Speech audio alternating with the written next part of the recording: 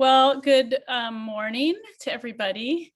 Thank you so much for joining and welcome to the Texans Care for Children, the legislative debrief, what the 87th Texas legislative session meant for kids.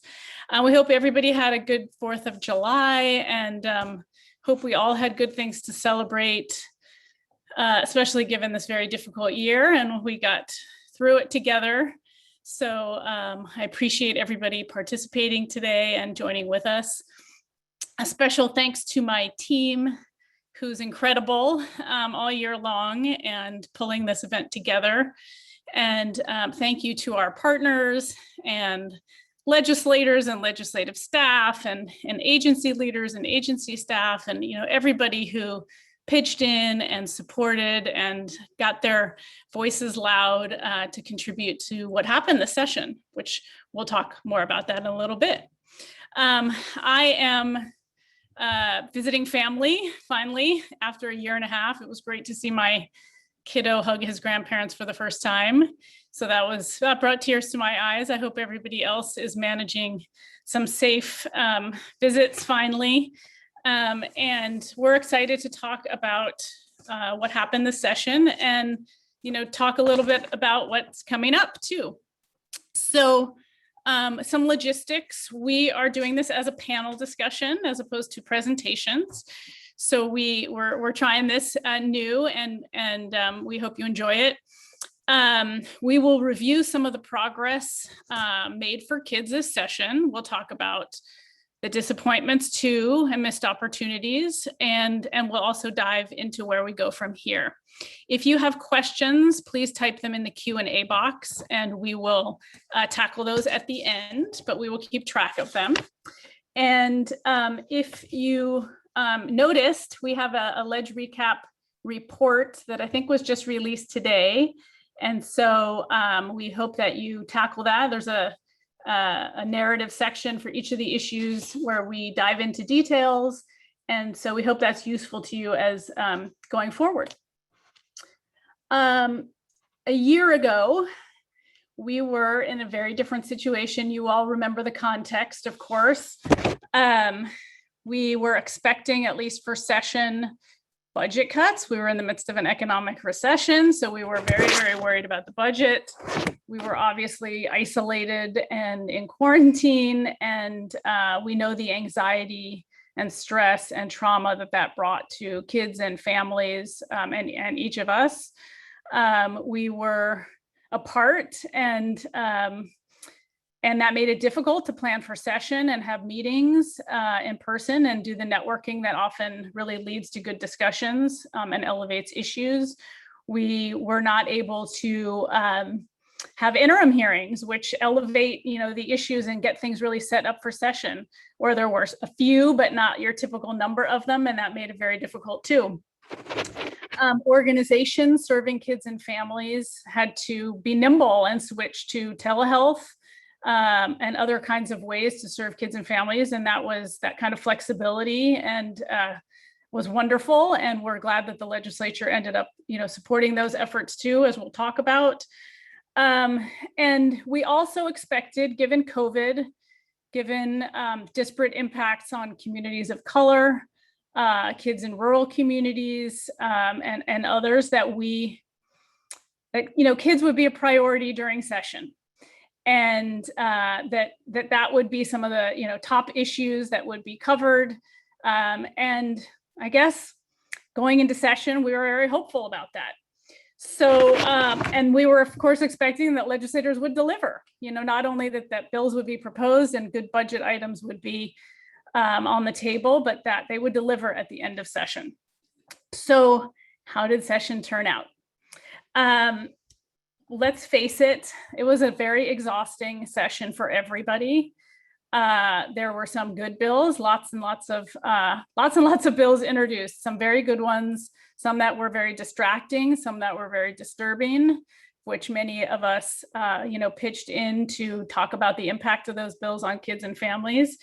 And thank you for that work on behalf of all of us, on behalf of kids. We advocated for kids in some time-tested ways of just communicating, having calls, sending emails and so forth. But we also had to try lots of new things. We spent more effort on Twitter and social media. We obviously had Zoom meetings with legislators and staff and all of you. We eventually did get to the Capitol safely with masks, to meet with legislators and staff, but that was sort of mid-session. And so our team, worked really hard to kind of run around the Capitol and do what we needed to get information and deliver it to all of you and organize. And one early worry we had, as I talked about earlier, was the budget. During last year, there were proposed budget cuts, and some went into effect that impacted kids and families. There was a 5% proposed cut for ECI, for example, for client services in the health agency, around Medicaid and other services. There were other cuts that would affect, kids signing up for Medicaid and CHIP and other supports. And those really worried us. And we spoke out, as did you, to make it clear that budget cuts needed to be off the table for kids and families on day one, that a pandemic, that a recession and so forth was the worst time to do that. And we were successful fighting, many of those budget cuts, and thanks to collaborative efforts. We worked hard with all of you. And I think, that made a difference going into session, that legislators knew that budget cuts were going to be fought very loudly and in a really unified way when they came to kids and families. So the good news is that amidst many big and small challenges from the last year and during session, we made some good progress. There were many disappointments too, as there always are, and it often really takes many voices, lots of work with the media, raising awareness, and so forth to get issues on the table and get them through session. One of the things that we focused on was really driving home the message and keeping up the drumbeat of what mattered for kids and families this session, especially as legislators were tackling other things that popped up. So here's an example of some of the media coverage that really helped keep us focused and others focused on what we expected for kids and families by the end of session. There were a number of great highlights.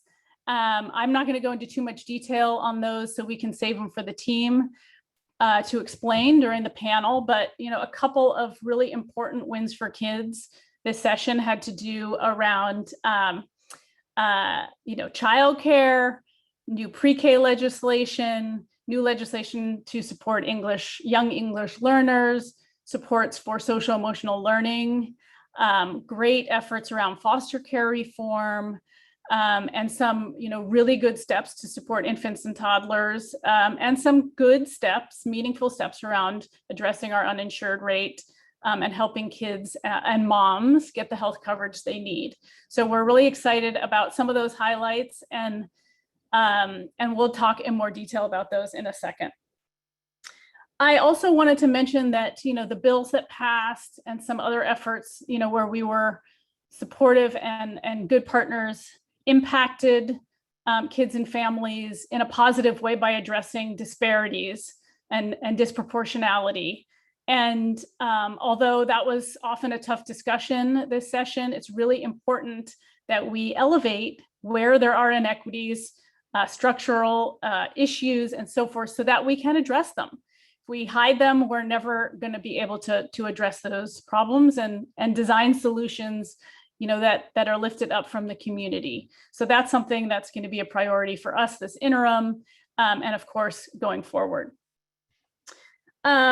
I also want to, just as we finish up, really extend my gratitude to all of you for being such, steadfast partners in this work. Clearly, we have a long road ahead of us.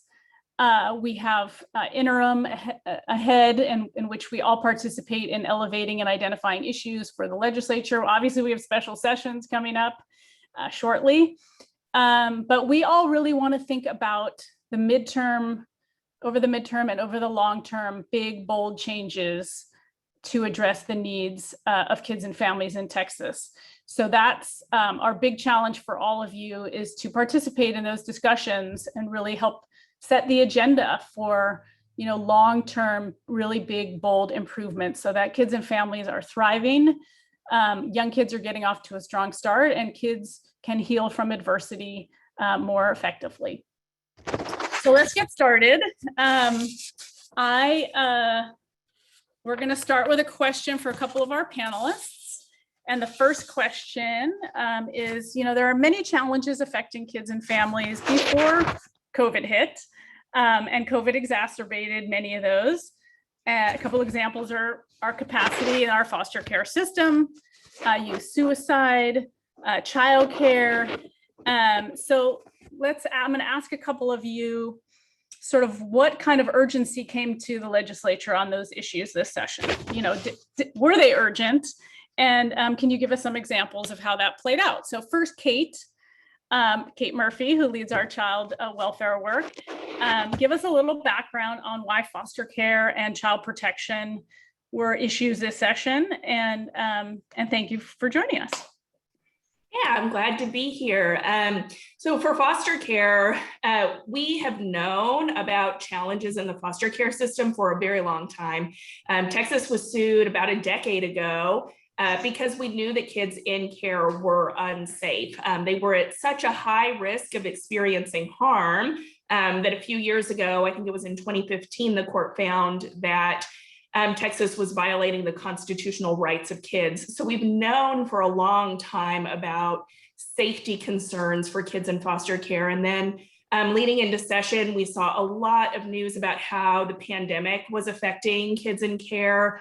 It was worsening an already worsening shortage of foster homes. You know, we've heard about kids sleeping in offices and CPS offices for many years, and that is a challenge that the Ledge has tried to address, but continues to be an issue and is actually the worst that it's ever been. The pandemic did contribute to that, along with a number of other things. We also knew that there were kids who may be at greater risk of harm at home, but it was harder to go out and check on kids. And then, of course, for our older youth in foster care, they were probably some of the hardest hit by the pandemic. Anything that you heard about as a challenge for people generally was a really significant challenge for kids in care, whether it was childcare issues or employment or housing or technology access. We saw all of those kinds of things as challenges for young adults who had recently left foster care as well, or older youth who were about ready to leave foster care.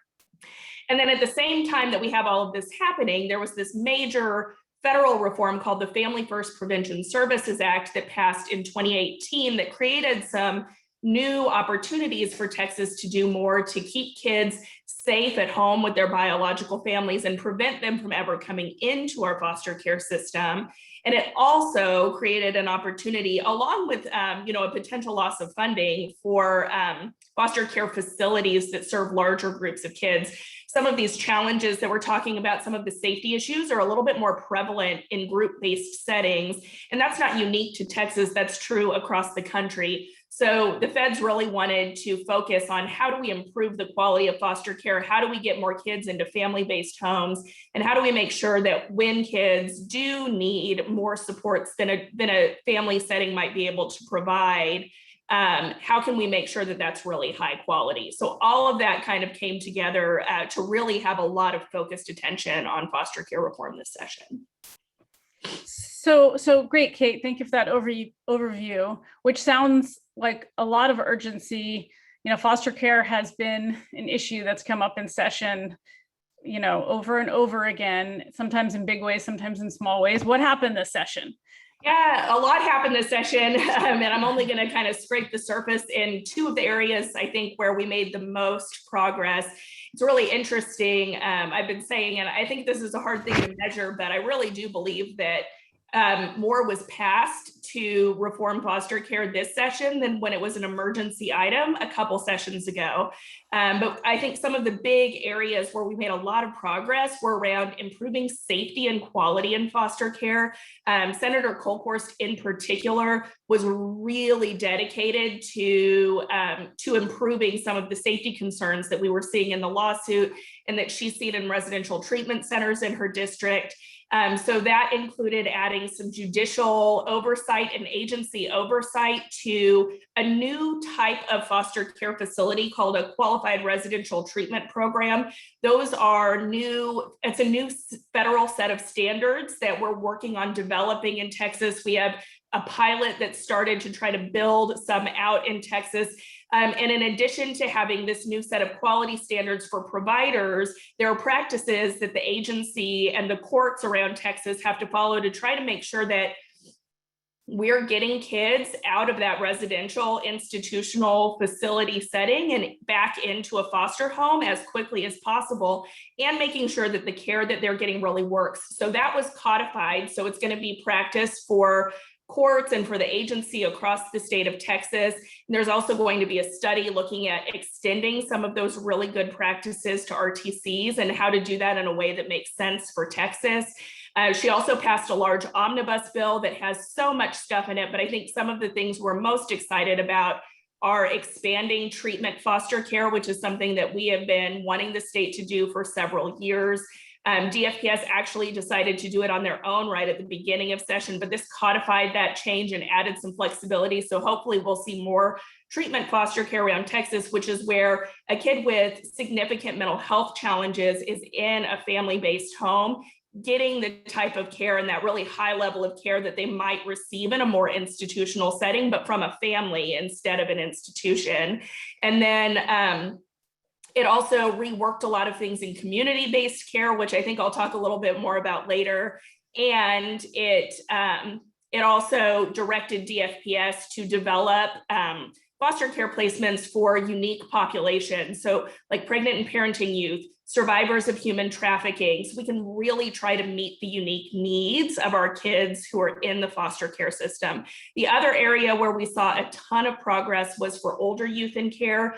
There were a number of bills that passed, but I think the shining star this session was HB 700, which wound up being an omnibus bill with a ton of reforms also. But some of the things in there that I think are really worth noting and really worth highlighting is improving access to college tuition waivers by making sure that kids are able to lock in those college tuition rates or that college tuition waiver before they leave care. There's some steps they have to take to do that a lot of kids were not hitting. And so that gives them lifetime access. There's some stuff in there around improving kids' knowledge and understanding of the medicine they're taking so that when they leave care, they know what they're taking, they know how important it is, they know how to take it, why to take it, when to take it. That's something that kids didn't have access to consistently before. There's also a lot in there around addressing the issue of kids aging out into homelessness, like removing barriers to extended foster care and helping kids transition out of RTCs and things like that, so they aren't just leaving foster care and winding up on the streets. Thank you, Kate. That's a great summary. And it sounds like a lot of implementation ahead. So I know all that's going to keep you and everybody busy. So David, let's turn to you. Some of the issues that you worked on around childcare with partners, were heavily in the news during the pandemic because of the needs of families, the struggles of childcare to stay afloat. So give us a little bit of background about the urgency that came to the legislature around childcare. So we'll start with that as an overview. Yeah, it was a year where the value of childcare could no longer be in doubt. It was childcare stepping up when folks like us were working at home. Childcare providers were serving the kids of essential workers. At the height of the pandemic, it was childcare that really allowed parents to return to the workplace. And we know it's childcare that's really critical for helping kids, be ready for school, as we were reminded of time and time again the last year. And all while that was happening, advocates and providers were having some really, robust, deep conversations about what was needed to rebuild our system, and build it back stronger than it was before. I give huge credit to our friends at Children at Risk who convened so many conversations throughout the interim about really putting together a package of bills that really met the moment. And going into session, we needed Texas to rally behind that plan. So yeah, we put a lot of pressure on the legislature to not let the session go by without some sweeping reforms to childcare. And that really came to a head at what can only be described as an extraordinary hearing in the House International Relations and Economic Development Committee, which is chaired by Angie Chen Button, state representative out of Dallas. And although international relations is in the title, this is the main committee to tackle our childcare system because it oversees the Texas Workforce Commission, which oversees our state's childcare subsidy dollars and those regulations. So that hearing brought 6 great bills from that package that advocates brought forward. We had different authors of different parties championing those bills. The hearing ended in applause and ended up serving as a real launching pad for so many of the bills this session. And, we could talk for hours about the journey to get those bills across the finish line, but we did pass a lot of great bills. So you already kind of set us up for sort of why childcare mattered, and you mentioned the hearing. Could you give us a little summary of the substance of the bills that passed and why they're important for kids and families this coming year? Yeah, sure. There were several bills that passed, from that package that was really about quality. There was also some great safety stuff that passed that, you can read more about in our recap. But I'll touch on a few from that package. House Bill 2607 by Representative Talarico and Senator Lucio is probably the most transformative of the bills that passed. It is one that advocates have sought for a long time. And I think, again, the urgency that was brought forward really helped get it across the finish line. That bill would require that our childcare programs that serve our low-income families who participate in childcare subsidy, that those providers participate in the state's quality rating and improvement system, Texas Rising Star. Texas Rising Star is the tool in Texas to give families information about the quality of their program, as well as the tool to make programs more effective. So getting programs to participate in that is huge. It's something that we have wanted for a long time. So it's going to be an exciting thing for Texas to have all these childcare programs really having their quality monitored and improved and have access to more funding to make those changes happen. Another bill that I think will set us up really well in the future is House Bill 619 by Representative Synthronia Thompson and Senator Carol Alvarado, which will develop a strategic plan to really strengthen our childcare workforce, who not only serve, the children of essential workers, they are essential workers themselves, and they aren't paid like it, they're not supported like it. And so that strategic plan will really help us bolster those key workers. One more I'll touch on was Senate Bill 1555 by Senator Zaffrini and Representative John Rainey, which was a great follow-up to a bill that a lot of us worked on the session prior that was really focused on ratios in childcare. This bill, the long story short of it is it will improve our reimbursement rates given to programs that serve infants and toddlers, which have more strict ratio requirements, but weren't funded as if they do. So this will make it easier for programs to serve more infants and toddlers, which is a huge need for our state, and something that a lot of partners I know who are on this call worked really hard to make happen. So that plus several other bills passed on childcare, and as Stephanie said, a lot of implementation work ahead, but we're very excited about what lawmakers did to meet the moment. And thank you, David. And it was really exciting how many people got involved in childcare advocacy this session, including lots of collaborative work, coalitions at the local level, business leaders,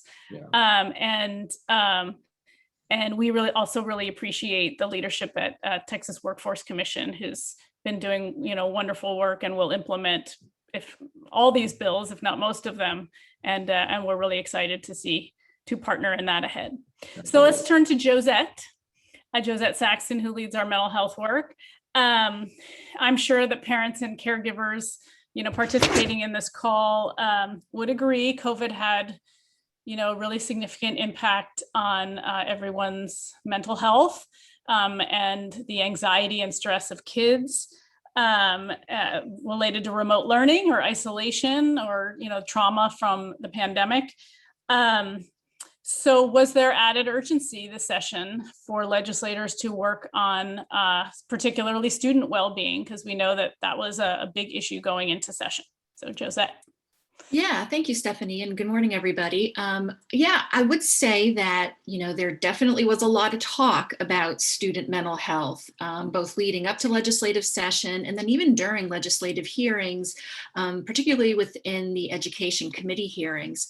I know soon after the start of the pandemic, we, along with our partners in both the mental health advocacy world and education advocacy world, really were calling on our state leaders to make sure that in responding to the pandemic, that the state was also taking some targeted steps to address the social emotional effects of the pandemic on students, knowing that it's not just a mental health issue, it really does affect their ability to do things like focus on their schoolwork, to stay motivated, to make good decisions.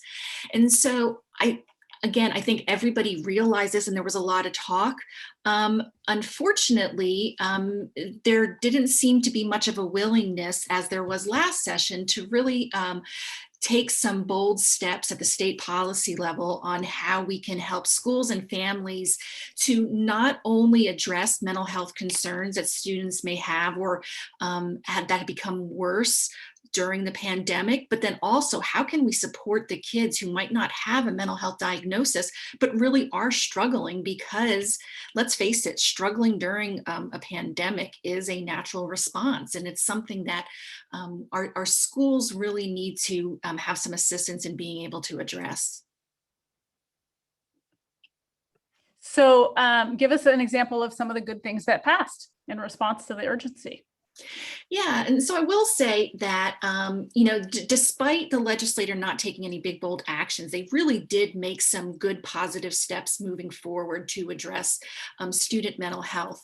The biggest one, I think, that we were all celebrating, who are working within this world, is after many years of trying to sort of protect school counselors' ability to counsel students, as opposed to maybe being assigned some administrative duties like test taking or administering tests, Senator Lucio passed a bill, SB 179, that really calls on school districts to really be thoughtful and on how they're using their school counselors, and using them in a way that can really not only help those students who might be struggling, but really build up some of those protective factors and skills that students need to help them withstand not only the current crises, but then also future challenges that they have to go through.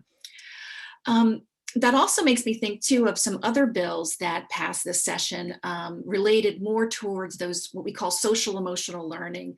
These are skills and abilities that students have to do things like manage their emotions, deal with conflict in healthy ways, make responsible decisions.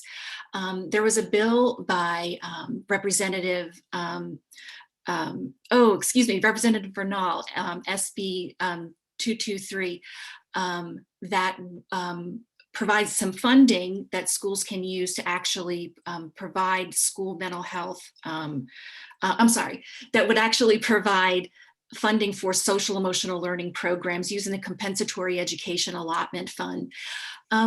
Also, there was a bill, or the legislature made some positive advancements related to suicide, not just for youth suicide, but also really looking at how all our state agencies that are working with kids, that are also working with adults and family members, are continuing to look at the data and monitoring the increased risk of suicide that we know is out there, and take a look at how can state agencies together work to reduce suicide risk within the state.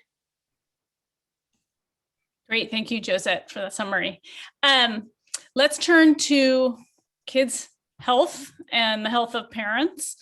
For years, Texas has had the nation's highest uninsured rate for both kids and adults. We know that when kids have access to health coverage and care, they're less likely to get sick, more likely to be able to go to school, more likely to get the immunizations they need, more likely to get the healthcare they need.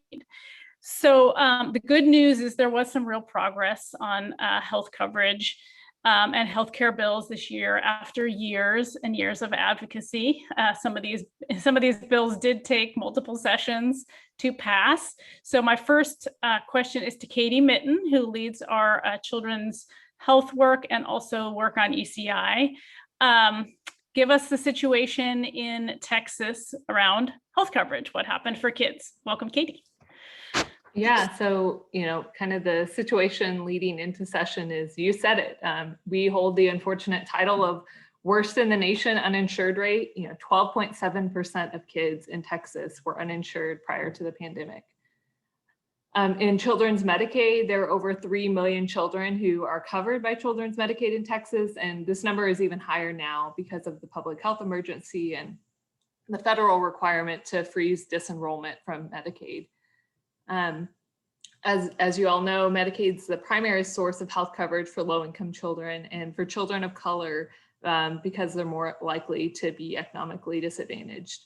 Medicaid health coverage offers an opportunity for us to address some of these existing disparities for low-income children of color in Texas. So it's a really important program for kids here in Texas. So what happened this session? Give us some good highlights. Yeah, so definitely the passage of HB 290 by Representative Cortez and Senator Kolkhorst, which would ensure all kids with Medicaid in Texas see fewer gaps in coverage. This fight for continuous Medicaid coverage for kids is nothing new. It's been going on for several sessions with numerous advocates from the Children's Health Coverage Coalition really leading the way. This work, year after year really contributed to the success this session. Also, I would say new and strengthened partnerships with business partners like Chambers of Commerce across the state, TPPF, and Texas 2036 really helped us to get this bill across the finish line. So you can read more about the bill in our recap, but currently kids who receive health insurance through Medicaid are subject to as many as 4 mid-year eligibility reviews, and they're often mistakenly removed. These mid-year reviews often mistakenly remove children from coverage. And families only have 10 days to respond when the state asks for more information after these mid-year checks. And we actually did a data request, and it showed that 50 to 60,000 children were losing coverage each year due to these inaccurate checks. We wanted to remove these checks, and we made progress with this bill. So after this long fought battle with several ups and downs, and one of the big ups being that the bill was added to Speaker Phelan's list of bipartisan health priorities. One of the downs was, had to make lots of compromises. We had to have lots of late nights, but we're happy to say that a version of HB 290 passed as part of HB 2658. And this bill will allow for only one mid-year eligibility review when children have Medicaid, and it'll give families 30 days to respond to the state's request for additional documentation instead of 10. So we'll be watching this bill really closely as it gets implemented and see how it helps ensure that eligible children keep their Medicaid coverage and are able to get uninterrupted health care. Great, thank you, Katie. And you talked a little bit about ups and downs, but you were kind of mellow characterization of it, because that was a very exciting bill to participate in and watch all session, and ended up passing like hours before session ended. So we were thrilled with that and appreciate the legislators who championed that bill. Adriana, let's talk about Adriana Kohler, who leads our maternal health work and is also our policy director. Thanks for all your work pulling this event together. And also let's talk a little bit about the pressure and urgency around maternal health leading up to session. So I punt it to you. Yeah, thank you for letting me be here. It's an honor to be with everyone here today. You're right. Healthy pregnancies and healthy births, healthy babies, that is the critical first step for making sure kids are off to a strong start. And making sure they are successful in school down the road. We have an amazing committee here in Texas. It's called the Maternal Mortality and Morbidity Review Committee. They've done incredible work trying to understand the causes of maternal death and pregnancy complications. Unfortunately, for the last 6 years, this Maternal Mortality Review Committee has revealed time and time again that maternal deaths and pregnancy complications continue to be a significant challenge in Texas. So what are we talking about? We're talking about maternal mortality, which is absolutely horrible and tragic, but also, that's just the tip of the iceberg. Pregnancy complications like postpartum depression, which affect 1 in 7 moms, heart attack, cardiac issues, severe blood loss. These are scary issues for moms. They can lead to preterm birth, hospital stays for the mom, NICU stays for the baby, really scary stuff that has a really impact on the family and the entire community. We know that there's some state policies that contribute to these challenges. 1 in 4 women of reproductive age are uninsured, and that was before the pandemic. Medicaid coverage helps support pregnancy, but it cuts off at 60 days postpartum. So that's a big problem, leaving moms uninsured. And we know that about 1/3 of these maternal deaths happen more than between 40 days and a year postpartum. So that year postpartum is critical. It became really clear, we've heard it from medical societies across the nation and in Texas, something must be done. Policies need to change to promote healthy moms and babies in Texas. So, so then that begs the question of what happened. Especially because these issues have come up before. Obviously the data and support's there. Last session, some of these bills got through the House and ended there. So tell us what happened this session. Yeah, it has been a long battle and still a long road ahead. You're right that last session, one of the biggest priorities passed the House, not the Senate, and this priority around maternal health is to extend postpartum coverage for a year after pregnancy so that moms can continue their Medicaid coverage and stay healthy. That is the #1 recommendation of the Maternal Mortality Review Committee. And it advanced last session, and this session, we're really happy to say that with a lot of drama, a bill did reach the finish line. I think often it takes several sessions, but I think coalition partners really came together. There were new partners at the table.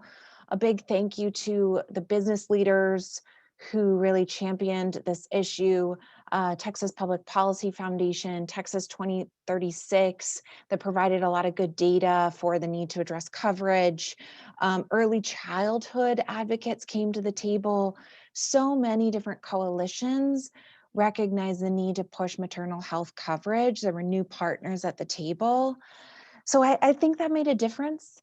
Of course, we cannot ignore the amazing champions that were fighting inside the Pink Dome. Representative Rose has long championed this issue. Speaker Phelan listed maternal coverage on his policy priorities, and Senator Kolkhorst helped push this bill through the Senate. I will say that the bill did change when it crossed the finish line. So we wanted 12 months postpartum coverage. That's what the evidence shows us. In the Senate, what got to the finish line, it changed to 6 months postpartum. A really good step in the right direction. But there's more work ahead. But and there will be work ahead to make this bill a reality for moms through implementation.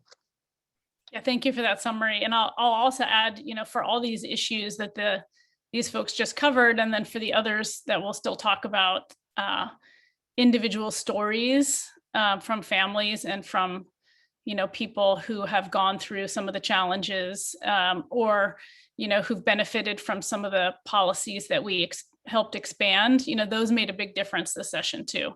And certainly around maternal health, those have been absolutely critical. So let's shift to our little kids.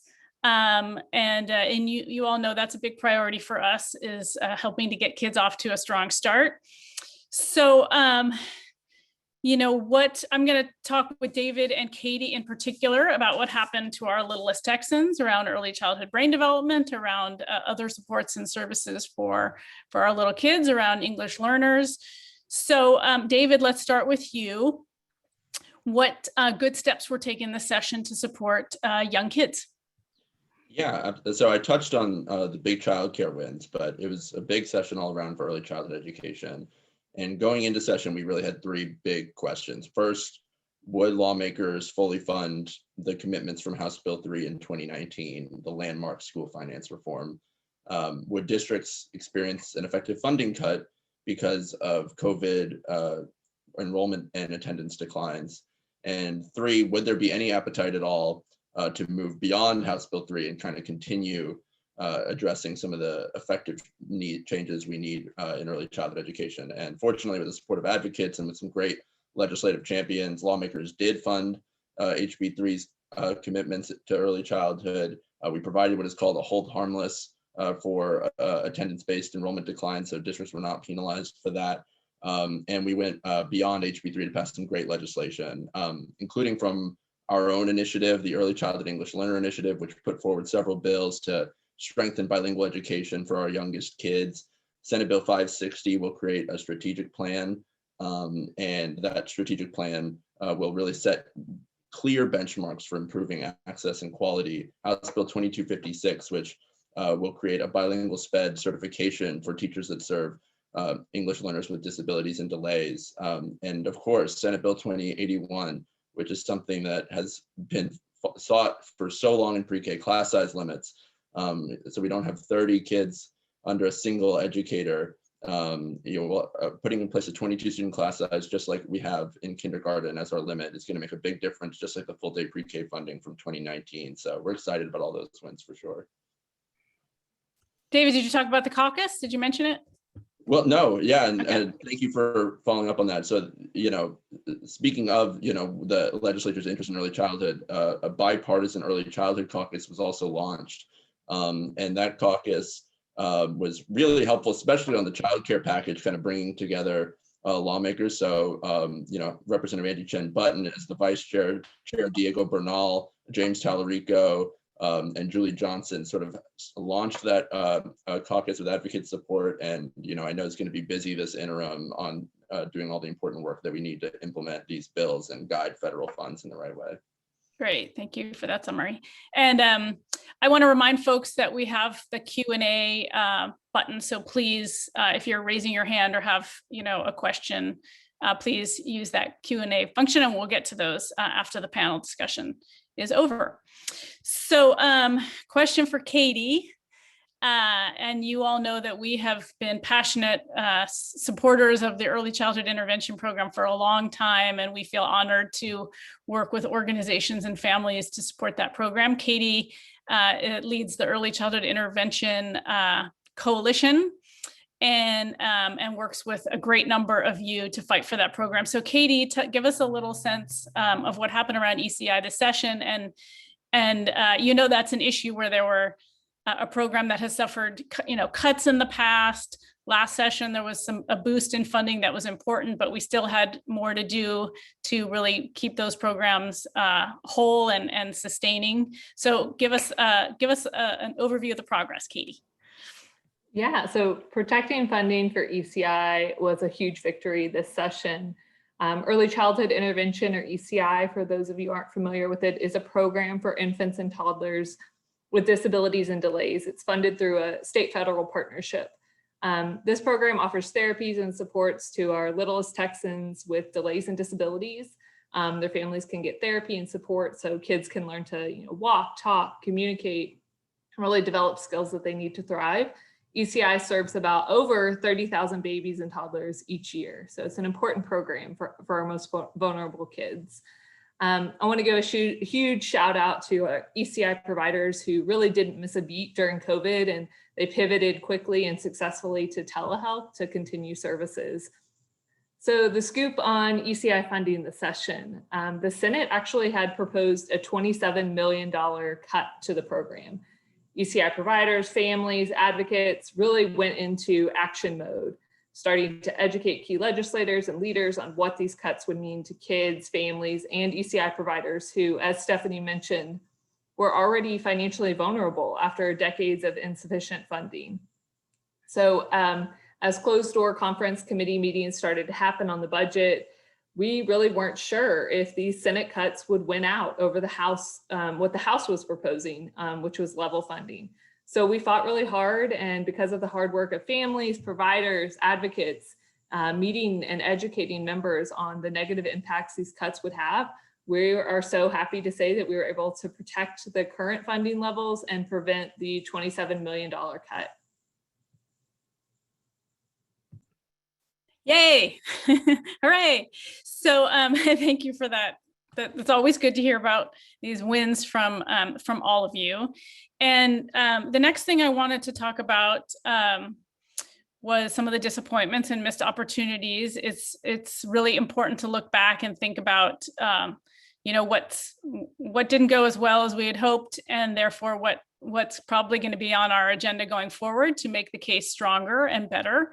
So first, I'm going to start with you, Kate, for a couple minutes. Give us a sense of some of the things that didn't go so well this session around child welfare, foster care, or what were the sort of missed items that we're going to need to take up either through special session or in the future. Sure.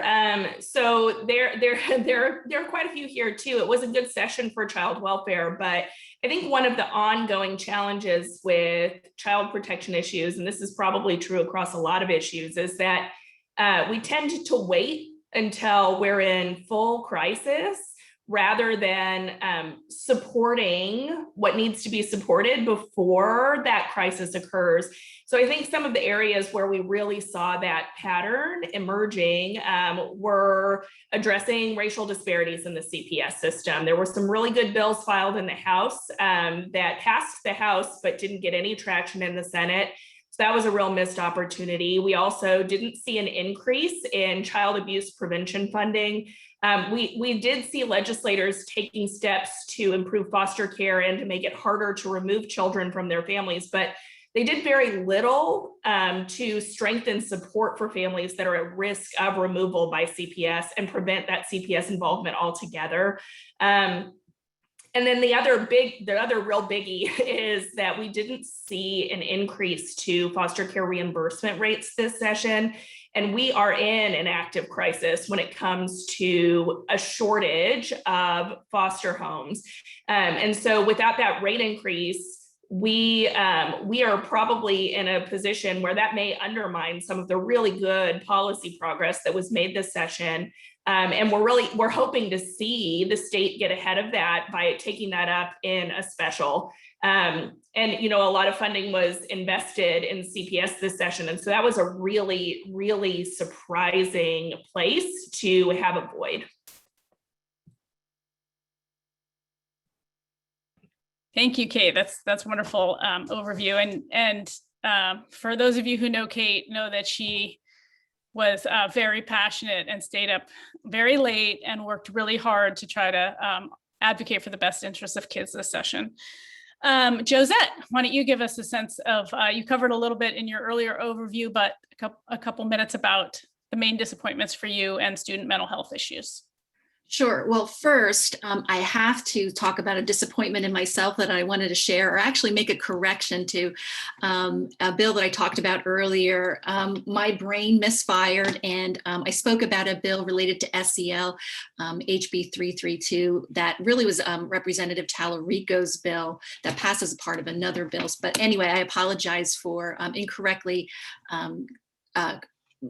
mentioning it as from a different legislator. But anyway, okay, so past my own disappointment, some of the disappointments that I had, I think, during this legislation or this legislature related to student mental health was really not having the legislature provide some statewide funding and direction to TEA to help schools address the social emotional effects of the pandemic. I think there was a lot of good legislation that passed last session, SB 11, HB 18, seen that address student mental health in schools. And I believe that there really was a bit of student mental health fatigue among our legislators. I think also there was a recognition that there was a lot of federal funding that is coming down directly to schools that they can use to address things like student mental health. However, schools may not know what is the best way to implement different strategies and interventions within the school setting to really support students. And it's not just about giving a referral to a student to see a counselor or to receive mental health services through telehealth or in the community, but really how can schools best use the funding that they are receiving from the federal government to respond to COVID to really protect and address the mental health of all students, and especially those who are most vulnerable. That to me was the biggest disappointment. There was some late direction that was included in the budget bill that passed by the Texas legislature out of the conference committee that directed some of TEA's federal funding that they're receiving as part of sort of COVID response. And we're just hopeful that some of that funding TEA will be able to use to support social, emotional related learning loss. Because again, this is something that schools really do need a place to go to be able to find out what are the best practices that they can use while they're in school to support student learning. And I want to mention also the best practices to support the teachers and other people that are in the building that are also suffering the effects of the pandemic. Thank you, Josette. Adriana, let's talk about one of the biggest disappointments. And we've been very clear that, publicly that we are really disappointed in the lack of movement on this in the Capitol, and that's Medicaid expansion. So give us a little overview of that, what happened there. Right. Before we talked about some of the progress for kids and kids coverage and moms and maternal health coverage. But let's be honest, one of the biggest disappointments that we faced this session was state leaders' failure to take up that option to draw down federal funds to ensure coverage for more Texas adults. The funding is at a 90% federal match. It would have helped provide an insurance option for about 1.4 million Texans. These are cashiers, grocery workers, construction workers, folks that don't have an option to get health insurance through their own jobs. For the first time, we did see a majority of the Texas House officially endorse one of the Medicaid expansion bills, HB 3871 by Rep. Julie Johnson. It did get bipartisan support. However, the legislature did not give it a hearing and it didn't advance. We saw votes in the House and the Senate through the budget process on the floor to make some floor amendments to accept those federal funds, but unfortunately those did not pass in the House or the Senate either. And we know study after study shows that bringing down that 90% federal match would actually save the state money in the end. It's a very popular proposal to draw down those federal funds. There are still opportunities ahead. We need to work with all of you to make that happen. One opportunity is that the states is working on an 1115 waiver application for uncompensated care for the uninsured. We believe that that proposal should include an option to ensure health coverage for more low-wage adults. Great, thank you for that. So let's shift to, I think it's our final question for our panelists, and that is, what do we do for some of you who are going to talk about making continued progress where we had some good steps this session, because there's obviously a lot more to do, even where we did have some good steps forward, and also for the disappointments, how do we build the movement bigger? How do we make a better case over the interim and next session? And so I'm going to start with Kate. If you could give a little sense of what you're thinking about and how people can get involved, going forward to do what's needed for kids. So I think the first thing that comes to mind for me is watching implementation of the Family First Prevention Services Act. A lot happened around Family First, but a lot of what we're going to see over the interim are pilot projects. So we're testing out a whole bunch of ideas that are going to help inform how the state moves forward with implementation.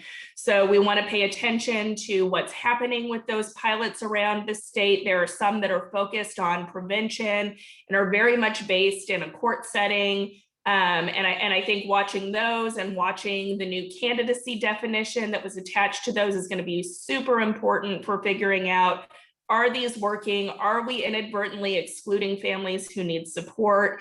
Are there gaps in prevention services that we need to address? That's going to be a big one. Watching that study that I mentioned about how to apply some of those best practices for group-based facilities to other congregate care, group care settings. That is going to be very important, particularly I think for our residential treatment centers, and paying attention to what those recommendations are and how Texas can use them well. Those two things are going to be really big. Another obvious thing that we need to pay attention to is what's happening with our foster care placement shortage. One of the things that we saw happen this session is, we have a lot of faith and hope and trust in the community-based care model being the answer to the problems, but community-based care, truthfully, is having some challenges of its own. And I know we have a question about that, so I'm gonna save some time to talk more about that. But what we saw is we lost a contractor in the San Antonio area, and instead of using that funding that it opened up to support the entire foster care system, they made it kind of just this additional pot of money to support community-based care. So I think we're seeing strong investment in trying to make that program work, but there are some real challenges, not just in the San Antonio area, that we're seeing. And then finally, I think the next thing that we're really going to be watching and paying attention to and trying to educate people about are there were some really challenging things that came up in the foster care realm this session that didn't pass, like criminalizing children without a foster care placement and making them bear the burden of the system's failures, taking transgender children away from loving parents and driving them into foster care, eliminating anonymous reporting, right? These are all ideas that started to percolate this session.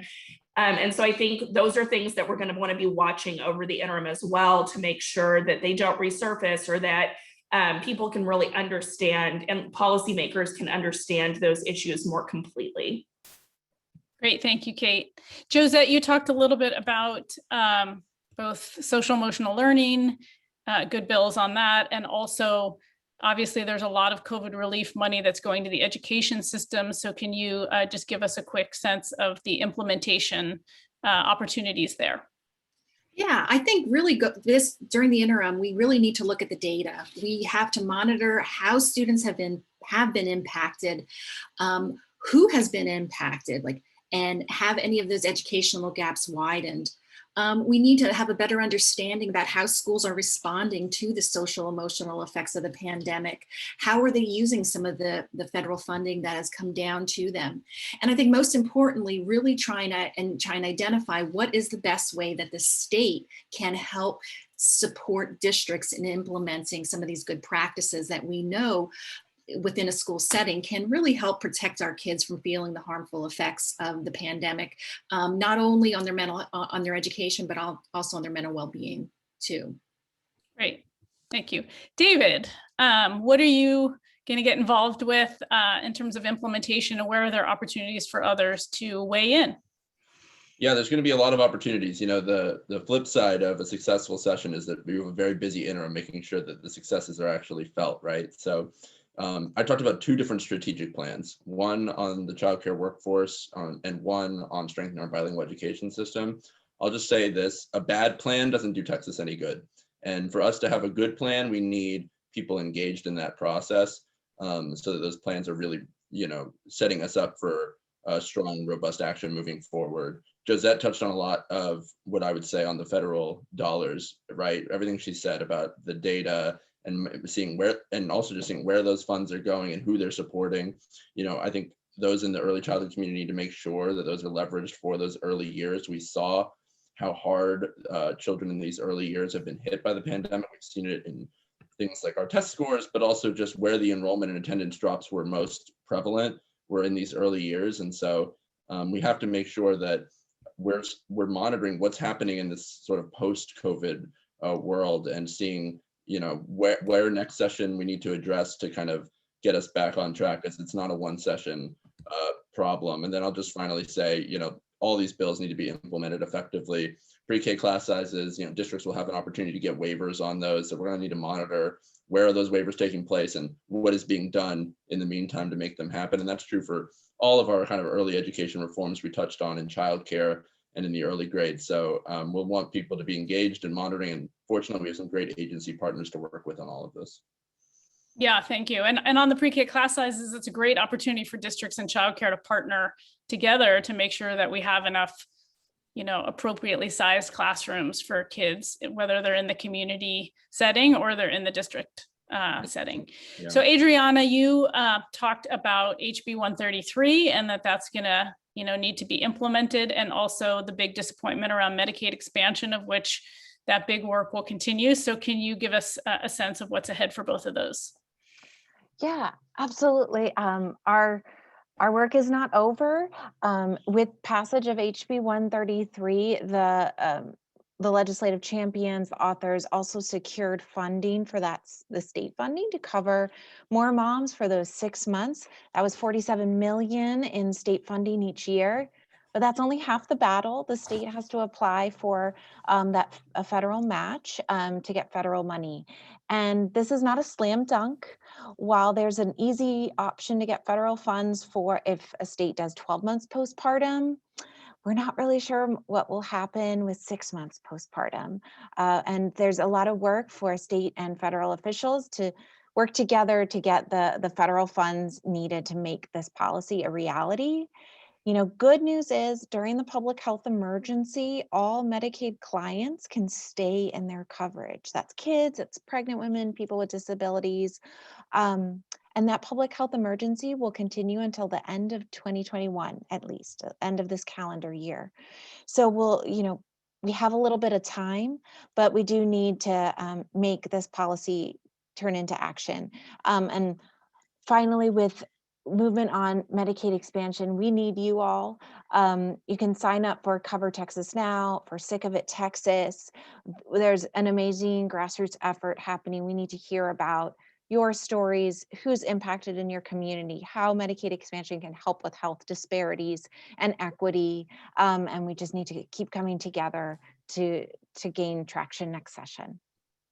Great, thank you, Adriana. Katie, on early childhood intervention, there's a couple things that are important at the federal level that affect Texas on that program. So can you give us a sense of what's next in terms of implementation and what you're watching? Yeah, for sure. So obviously, we'll be watching the implementation of HB 290, which I talked about earlier, and making sure that eligible kids are able to keep their Medicaid coverage. In terms of ECI, there are a few things we're watching, we're monitoring. There's some new funding that will come down to Texas for ECI from the American Rescue Plan Act. It should be about $20 million coming to Texas specifically for ECI. So we'll be keeping an eye on that. Wanted to flag that, we know that in Texas, ECI enrollment is low for children of all backgrounds, but disproportionately low for Black children.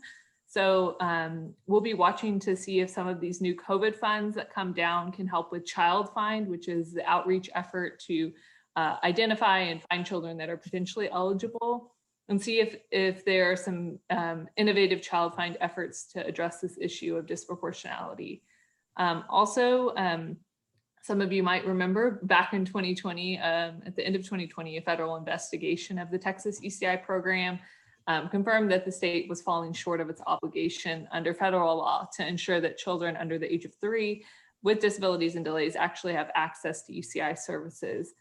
So we'll be watching closely. The agency has created a corrective action plan in response to the federal investigation. So we'll be watching to see how implementation of that goes and how potentially these new federal funds, COVID funds, might be used to address some of the challenges that the federal government found. And then finally, we'll be I'll be paying close attention and monitoring the timeliness of processing applications for critical programs like SNAP, Medicaid, CHIP, Healthy Texas Women, after there were cuts to eligibility and enrollment. We didn't get to talk about that much, but we'll be keeping a close eye on that. Great, thank you. All right, so I think we're finished with the panel. And thank you to our panelists for all the amazing work, my team, and just dedication and passion and preparation. And we're going to tackle questions. There's a bunch of them and comments. So thank you for all those. I think we'll start with Kate, who touched on a couple of the issues that of which there's a question for further detail, and that's around the kind of capacity crisis in the foster care system. So do you want to just give a little bit more detail per the question? Yeah, so there is a lot to unpack with that. Why don't you repeat the question, because I didn't. So there are a few questions Okay. actually in here about the foster care capacity crisis. One of those is looking at community-based care and what is going on with that. Another is what's going to happen with the call for it to be added to the special session. Another is, and there are just, I think, a couple related to that. So there have been a number of groups, including us, that have publicly stated that this should be an issue that's addressed in the special session. I don't know how likely it is that it will actually be added to the special session call. I think that that's anyone's guess. I would love to see it added. I think it's an important thing for us to be looking at and considering, because it is really serious. It's not new, but it's ongoing, and it's been something that has been growing and building and worsening. There are challenges related to the lawsuit. We've seen providers closed pretty rapidly, probably several that should have been closed, maybe some a very long time ago.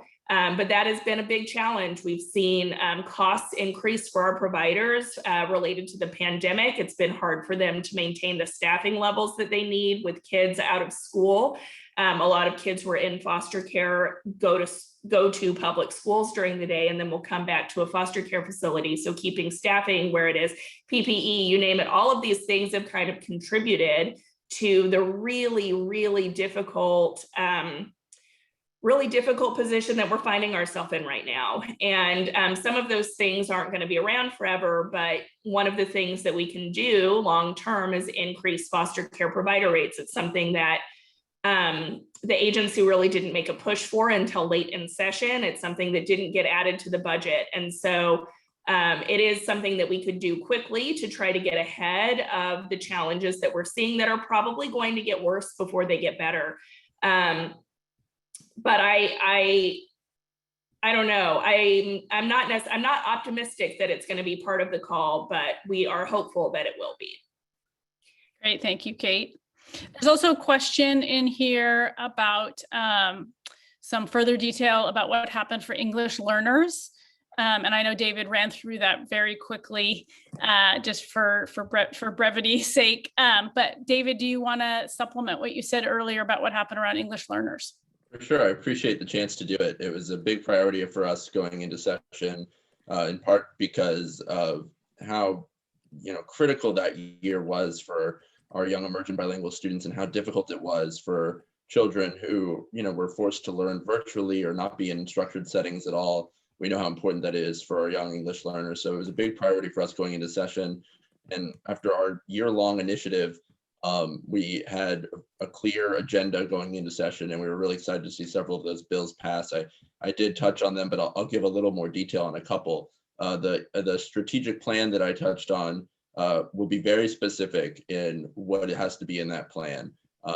It's about increasing the number of certified bilingual educators, a huge shortage and challenge for our state that goes back. We've had that acute shortage since the 90s. And so that's going to be huge to have a real plan to deal with that. Increasing the number of dual language immersion programs. We know most of our English learners are not in settings that are dual language immersion, despite the fact that those are the most effective model at not only having kids retain their home language and learn that, but learn English as well.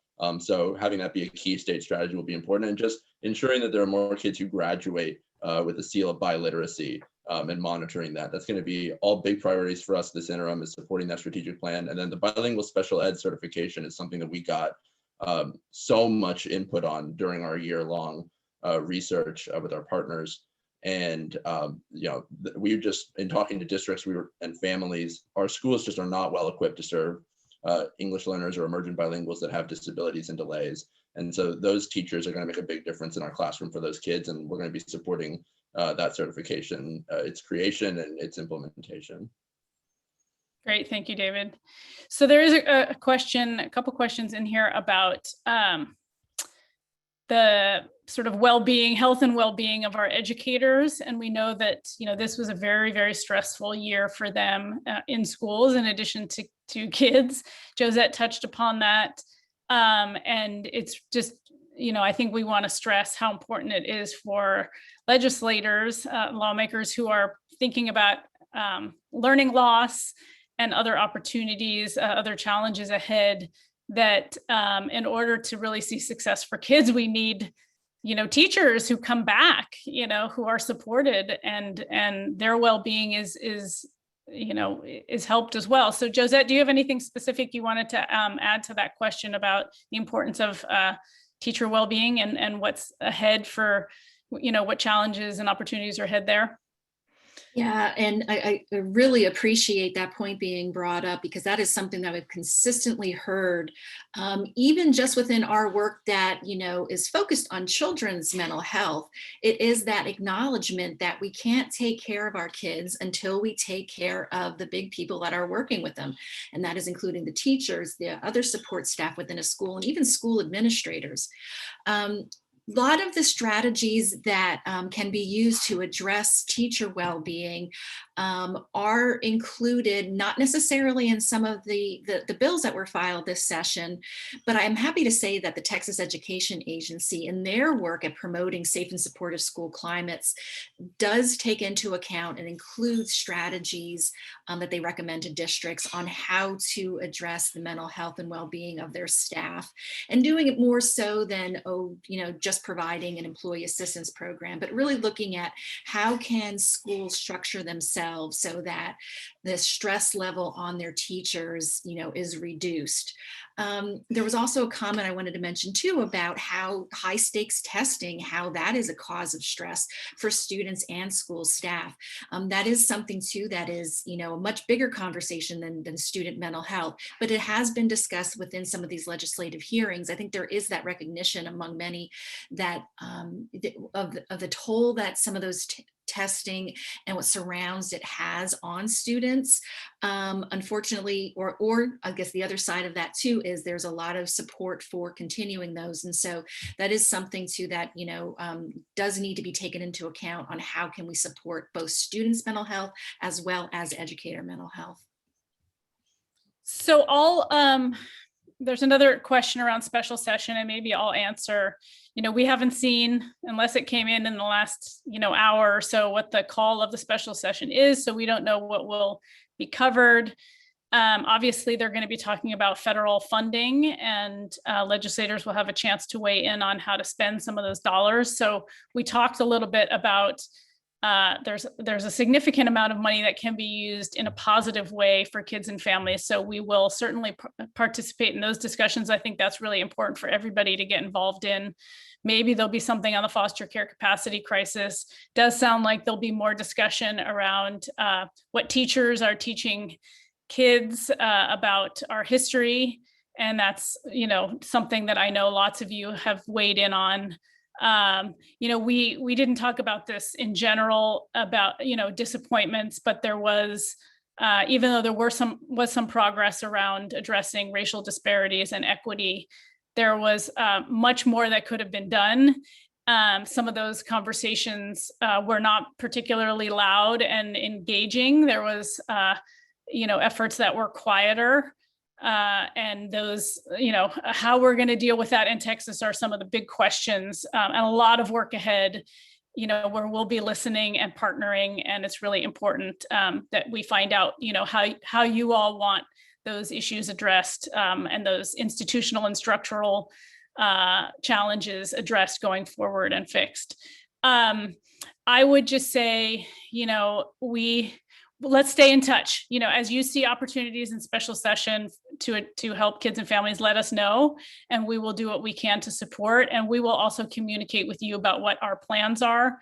And so, thank you for that. It's a challenge to both, work at a special session and also build up momentum for all the implementation and future work ahead.